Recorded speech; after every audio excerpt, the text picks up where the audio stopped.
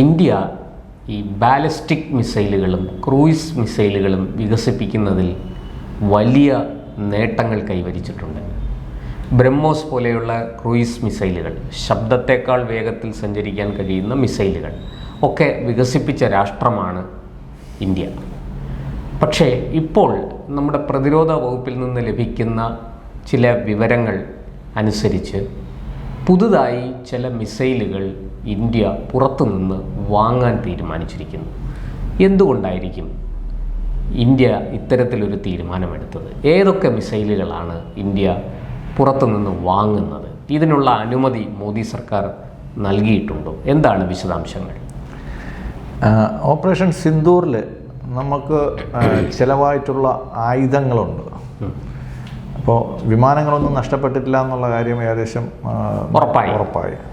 പക്ഷേ നമുക്ക് ഒത്തിരി വിമാനങ്ങളും നഷ്ടപ്പെട്ടില്ല, വൈമാനികരെയും നഷ്ടപ്പെട്ടിട്ടില്ല.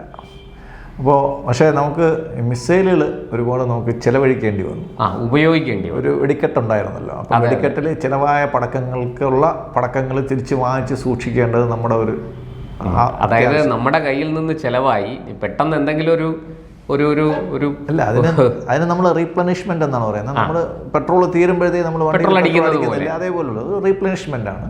ഇപ്പോൾ റീപ്ലനിഷ്മെന്റിൽ വരുന്നത് നമ്മൾ 1500 കോടി രൂപയ്ക്ക് മെറ്റിയോർ മിസൈൽസ് വാങ്ങിക്കുന്നുണ്ട്.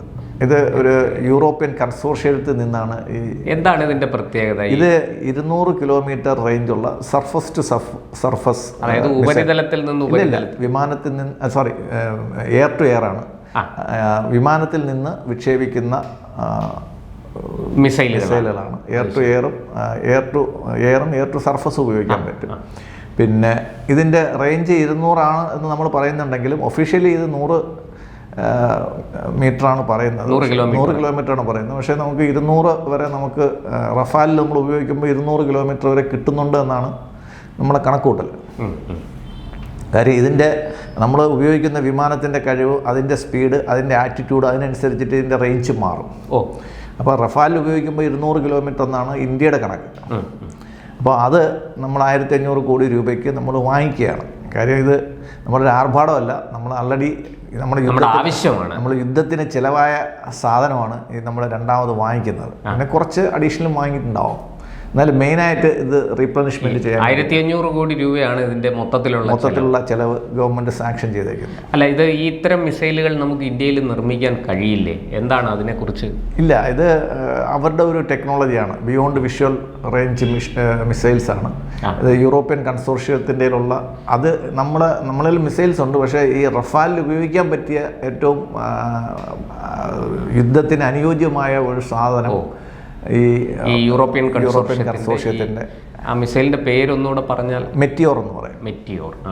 മെറ്റിയോർ വളരെ ലെത്തലായിട്ടുള്ള ഒരു മിസൈലാണ്. നമ്മൾ ഒരുപാട് ലക്ഷ്യം കണ്ട മിസൈലാണ്. വലിയ നാശനഷ്ടങ്ങൾ ഉണ്ടാക്കാൻ കഴിയും. നമ്മൾ ഓപ്പറേഷൻ സിന്ദൂറിൽ കണ്ടതാണ്. പിന്നെ നമുക്ക് ഒരു മേജർ പർച്ചേസ് നമ്മൾ ചെയ്യുന്നത് ഈ S-400 ഉപയോഗിച്ച മിസൈൽസ് നമ്മൾ തിരിച്ച് റഷ്യയിൽ നിന്ന് വാങ്ങിക്കാൻ വേണ്ടിയിട്ട് മിനിസ്ട്രിയിൽ നിന്ന് സാങ്ഷൻ ആയതായിട്ട് വിവരങ്ങളുണ്ട്. അപ്പോൾ അതിൽ 3-4 ഇനം മിസൈലുകൾ നമ്മൾ ഉപയോഗിക്കുന്നുണ്ട്. ആ മിസൈലുകളെല്ലാം നമ്മൾ വീണ്ടും രണ്ടാമത് പ്രൊക്യൂർ ചെയ്യുന്നുണ്ട്. അതിൻ്റെ എണ്ണമൊക്കെ വളരെ കോൺഫിഡൻഷ്യലായിരിക്കും. കാര്യം അത് ഈ S-400 പറ്റിയിട്ടുള്ള എല്ലാ വിവരങ്ങളും വളരെ സീക്രട്ടാണ്. അതുകൊണ്ട് എത്ര വാങ്ങിക്കുന്നു എന്നുള്ളതില്ല, പക്ഷേ നമ്മളെന്തായാലും വാങ്ങിക്കുന്നുണ്ട്. മാത്രമല്ല S-400 5 യൂണിറ്റും കൂടെ നമ്മൾ റഷ്യയിൽ നിന്ന് വാങ്ങാൻ ശ്രമിക്കുന്നുണ്ട്. നമ്മൾ 2018 ഓർഡർ അനുസരിച്ചിട്ട് നമുക്ക് 5 എണ്ണം കൂടെ ഒരു തരാൻ അല്ല, അന്ന് ഇട്ട ഓർഡറിൻ്റെ ബാക്കിയല്ല, അഡീഷണൽ ഓർഡറിൻ്റെ ഒരു ഫെസിലിറ്റി ആ ഓർഡറിൽ തന്നെ ഉണ്ട്. അപ്പോൾ അത് പ്രകാരം നമ്മൾ 5 എണ്ണം കൂടെ നമ്മൾ ഓർഡർ ചെയ്യുന്നുണ്ട്. അതിൽ 3 എണ്ണം നമ്മൾ റഷ്യയിൽ നിന്ന് ഇറക്കുമതി ചെയ്യാനും 2 എണ്ണം ഇന്ത്യയിൽ തന്നെ നിർമ്മിച്ച് ടെക്നോളജി ട്രാൻസ്ഫർ ചെയ്ത് ഇന്ത്യയിൽ തന്നെ നിർമ്മിക്കാനും. ഇപ്പം നമ്മൾ സുദർശൻ ചക്ര എന്ന് പറയുന്ന ഒരു വലിയ സിസ്റ്റത്തിൻ്റെ ഒരു ഭാഗമായിട്ടാണ് നമ്മളത് പ്രതീക്ഷിക്കുന്നത്. ഇത് കൂടെ ആകുമ്പോഴത്തേക്ക് ഇപ്പോൾ നമ്മൾ ഉപയോഗിക്കുന്നത് ഇന്ത്യയുടെ എല്ലാ ഭാഗത്തും നമുക്ക്, ഇന്ത്യയുടെ എല്ലാ അതിർത്തികളിലും നമുക്ക് ഡിപ്ലോയ് ചെയ്യാൻ കണക്കാക്കിയിട്ടുള്ള S-400 ആണ് നമ്മളിപ്പോൾ ശ്രമിക്കുന്നത്. ഇതൊക്കെ വളരെ കോസ്റ്റ്ലി ആയിട്ടുള്ള 1000 കോടി രൂപ വില വരുന്നതാണ് ഓരോ സിസ്റ്റവും. അത് നമ്മൾ വാങ്ങാൻ നമ്മൾ നിർബന്ധിതരാവുകയാണ്. കാര്യം നമ്മുടെ മറ്റ് ഏരിയകൾ അത്രയ്ക്ക് സേഫ് അല്ല. പ്രത്യേകിച്ച് ബംഗ്ലാദേശിൽ നിന്നും ചിക്കൻ നെക്കിൽ നിന്നൊക്കെ നമ്മൾ നേരിടുന്ന ഭീഷണികൾ അനവധിയാണ്. അപ്പോൾ എല്ലാ ഭാഗത്തേക്കും നമുക്ക് നമ്മുടെ കണ്ണുകൾ എത്തണമെങ്കിൽ, നമ്മളെ ചക്രം എത്തണമെങ്കിൽ കൂടുതൽ ക്വാണ്ടിറ്റി ആവശ്യമാണ്, കൂടുതൽ മിസൈൽസ് ആവശ്യമാണ്. കുറച്ച് നമ്മൾ റിസർവായിട്ട് സൂക്ഷിക്കുകയും വേണം. എന്തായാലും ഈ പുതിയ മിസൈലിനെ സംബന്ധിച്ച് മറ്റെന്തെങ്കിലും, അതായത് ഇത് യൂറോപ്യൻ കൺസോർഷ്യമാണെങ്കിലും ഇത് എവിടെയാണ് നിർമ്മിക്കപ്പെടുന്നത്, ഏതൊക്കെ രാജ്യങ്ങൾ ഇതുമായി ബന്ധപ്പെട്ടിരിക്കുന്നു, അത്തരം കാര്യങ്ങളെക്കുറിച്ച് എന്തെങ്കിലും? ഫ്രാൻസ്, ജർമ്മനി, ഇതൊക്കെ കുറേ രാജ്യങ്ങളും, പിന്നെ ഈവൻ സാബ് പോലുള്ള കമ്പനികൾ, സ്വിറ്റ്സർലൻഡ്, സ്വീഡൻ, അങ്ങനെ ഒരുപാട് രാജ്യങ്ങളുമായിട്ട് ബന്ധപ്പെട്ടാണ്. ഇപ്പോൾ ഏത് രാജ്യത്തിൽ നിന്നുള്ളതാണ് നമ്മൾ വാങ്ങുന്നത് എന്നുള്ളത് രഹസ്യം. ഇത്രയും ഓർഡറിന് ഗവൺമെൻറ് സാങ്ഷൻ ആയിട്ടേ ഉള്ളൂ. ചിലപ്പോൾ ഇനി ഇതിനകത്ത് വിലപേശലുകൾ ഉണ്ടാവും. എന്നിട്ട് ഇത് ഒരു ബഡ്ജറ്റ് തയ്യാറാക്കി കൃത്യമായിട്ട് ഇത്രയും നമുക്ക് ആവശ്യമുണ്ട്, അതുകൊണ്ട് അത്രയും നമ്മൾ വാങ്ങാൻ തീരുമാനിച്ചു. അതെ, ഇതൊരു പ്രൊപ്പറേറ്ററി ഐറ്റമാണ്. അതുകൊണ്ട് വിലയിലൊന്നും നമുക്ക് അധികം വിലപേശാൻ പറ്റില്ല. നമുക്ക് ആവശ്യപ്പെടുന്ന നമ്മൾ ഇത്ര സമയത്തിനകത്ത് നമുക്ക് കിട്ടണം എന്നുള്ളത്.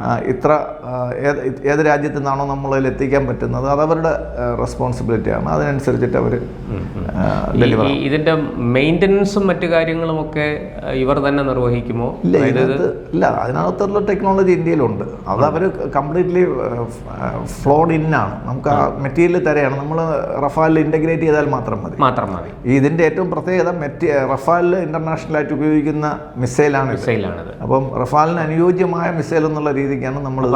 ഈ കൺസോർഷ്യത്തിന് ദസാൾട്ട് ഏവിയേഷനുമായിട്ട് ഏതെങ്കിലും തരത്തിലുള്ള ബന്ധങ്ങളോ? ഇല്ല, ഫ്രാൻസ് ഇതിനകത്ത് അംഗമാണ്. ഈ കൺസോർഷ്യത്തിൽ അംഗമാണ്. ഈ പറഞ്ഞതുപോലെ നമുക്ക് റഫാലിൽ മാത്രമേ ഇത് ഘടിപ്പിക്കാൻ സാധിക്കുകയുള്ളൂ? മറ്റ് പോർവിമാനങ്ങൾ നമ്മുടെ കൈവശം ഉണ്ടല്ലോ, അതിലേക്ക് ഇത് ഉപയോഗിക്കാൻ സാധിക്കുമോ? ഇല്ല, ഇത് റഫാലിന് വേണ്ടിയിട്ട് ഡിസൈൻ ചെയ്ത ഒരു സാധനമാണ്. നമ്മൾ സുഖോയ്ക്ക്, അത് പിന്നീട് നമ്മളിലുള്ളത് സുഖോയ് ആണല്ലോ. സുഖോയ്ക്ക് വേണ്ടിയിട്ടുള്ള റഷ്യൻ മിസൈൽസ് ഒക്കെയാണ് നമ്മൾ ഉപയോഗിക്കുന്നത്. പിന്നെ ഇന്ത്യ തദ്ദേശീയമായിട്ടുള്ള മിസൈലുകൾ ഉപയോഗിക്കുന്നുണ്ട്. അല്ല, നമ്മുടെ തേജസ് ഒക്കെ നമ്മളിപ്പോൾ ഡെവലപ്പ് ചെയ്യുന്നു. തേജസ്സിൽ ഇത് ഘടിപ്പിക്കാൻ സാധ്യത? തീർച്ചയായും. പുതിയ വിമാനങ്ങളിൽ ഇതിന് ചെയ്യുന്നതിനുള്ള ഒരു ഇന്റഗ്രേഷന് വേണ്ടിയിട്ടാണ് നമ്മൾ ചെയ്യുന്നത്. അപ്പോൾ ഇത് റഫാലിന് മാത്രമല്ല ഉപയോഗപ്പെടുത്തുന്നത്, തേജസ്സിലും തേജസ്സിനും പ്രയോജനപ്പെടാൻ. നമുക്ക് ഇമ്മീഡിയറ്റ് ആയിട്ട് നമ്മൾ വാങ്ങിക്കാൻ കാരണം നമ്മളതിൽ ഇത് ഉപയോഗിച്ച് തീർന്നു പോയതുകൊണ്ടാണ്. അതായത് നമ്മുടെ ഉണ്ടായിരുന്ന സ്റ്റോക്ക് മുഴുവനും നമ്മൾ പാകിസ്ഥാന് കൊടുത്ത് അവരെ തൃപ്തിപ്പെടുത്തിയിട്ടുണ്ട്. ഇപ്പൊ നമ്മുടെ ഇനി തൃപ്തിപ്പെടുത്താൻ നമ്മുടെ സാധനമില്ല. അടുത്ത അടി എവിടെ നിന്നാണ് വരുന്നതെന്ന് അറിയാൻ പറ്റില്ല. എവിടെ നിന്ന് വന്നു കഴിഞ്ഞാലും നമ്മുടെ റഫാലുകളും മെറ്റിയോറും അതിന് തയ്യാറായിട്ട് നിൽക്കണമെന്നുള്ളതാണ്. അപ്പോൾ ഈ റഫേലുകൾക്ക് അകമ്പടിയായിട്ട് ഇനിയിപ്പോൾ തേജസ്സും കൂടെ വരികയാണെങ്കിൽ അതും ഒരു മാത്രമല്ല, അത് വിമാനങ്ങളുടെ രീതിയിൽ നമ്മുടെ ഡെവലപ്മെൻറ്റ് വളരെ, ഞാൻ പലപ്പോഴും പറയുന്ന പോലെ വെർട്ടിക്കലായിട്ടാണ് നമ്മൾ ഡെവലപ്മെൻറ്റ് പോകുന്നത്. അതുകൊണ്ട് ഏത് സമയം കൂടുതൽ സംഭവങ്ങൾ നമുക്ക് പ്രതീക്ഷിക്കാം, പുതിയ ഡെവലപ്മെൻറ്റുകൾ പ്രതീക്ഷിക്കാം, പുതിയ ടെക്നോളജികൾ ലോകത്തുനിന്ന് നമുക്ക് തരാൻ തയ്യാറായിട്ട് പല രാജ്യങ്ങളും.